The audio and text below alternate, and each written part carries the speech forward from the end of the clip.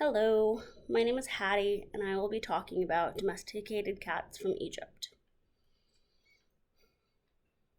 Did your cats choose you, or did we choose them? Many people think that we chose cats to live in our lives, sleep in our beds, and play with us on our days off. When, in fact, I've got some news for you. Cats chose us. According to early archaeological evidence, cats were first domesticated about 10,000 years ago. As humans began to learn the ways of agriculture and farming, cats became more and more useful as pest control.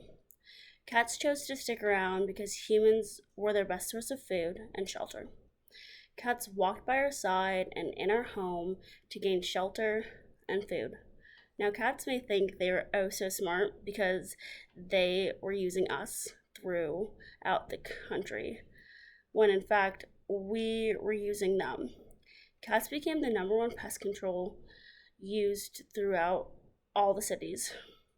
Not only were cats used for farmers to control their pests and rodents, but when there were big shipments of food leaving one country to another on a boat, the crew would bring along cats to protect their food and other goods from pests and rodents.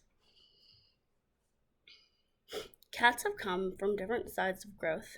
Some were born to be feral, and some were born for domestication.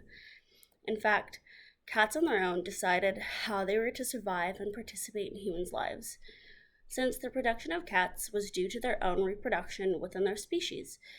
Cats deemed themselves important to society by killing and eating any pest present.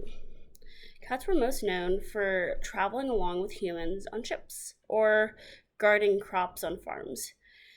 When transporting a shipment of fresh food, a big concern of the crew was rodents. Thankfully, cats were more than happy to help with this issue. Cats, in a way, think they tricked the humans into believing they were useful, when in fact, cats were just there to feed themselves and find a warm place to sleep. Around 3,600 years ago, fossils were discovered in Egypt of what was thought to be the world's first domesticated cat. Little did we know there were other fossils buried deep in the Middle East, more specifically, buried in the Fertile Crescent.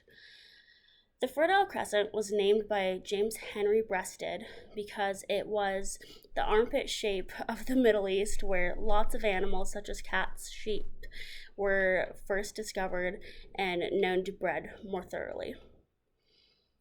Henry Breasted named the Fertile Crescent and revealed that, in fact, the first living cat was discovered there and dated back about 10,000 years ago. So, tell me, cats or dogs? Even though dogs can be fun, play fetch, and learn lots of tricks, and cats, on the other hand, are well known for giving their owners the cold shoulder or being independent to a point where you would think they have no owner, cats actually seem to be very useful. Through my research, cats have begun to grow on me. Just as the original Middle Easterners kept cats around as useful animals, I see the value in keeping cats around too. Although different from 10,000 years ago, when you might find a cat in your barn eating rodents, a house cat nowadays would probably be more likely to eat the occasional spider wandering your house. Remember that cats lived for as long as they did through natural selection, and described by Charles Darwin, the cat was not produced by humans, but they rather produced within their own species and continued to survive through adaptation. Cats would slowly learn to change their coats to adjust for weather or engage in different hunting techniques depending on where they lived.